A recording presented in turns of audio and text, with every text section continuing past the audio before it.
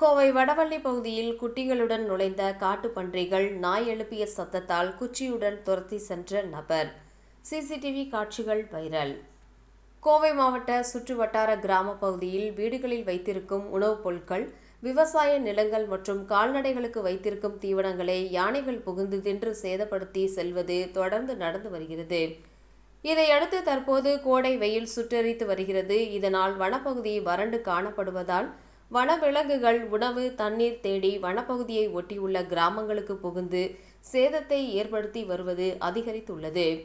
இந்நிலையில் கோவை மாநகர பகுதியான வடவள்ளி தில்லைநகர் பகுதியில் குட்டிகளுடன் புகுந்த காட்டு பன்றிகளை கண்ட அந்த வீதியிலிருந்த நாய்கள் குலைத்தும் சத்தம் எழுப்பியது. இதனை கண்ட ஒருவர் குச்சியுடன் காட்டு பன்றிகளை விரட்ட சென்றார். இதனை கண்ட அந்த காட்டு பன்றிகள் அங்கிருந்து மீண்டும் திரும்பி வனப்பகுதியை நோக்கி சென்றது. இந்த காட்சிகள் அந்த பகுதியில் இருந்த ஒரு வீட்டில் பொருத்தப்பட்டிருந்த கண்காணிப்பு கேமராவில் பதிவாகியுள்ளது.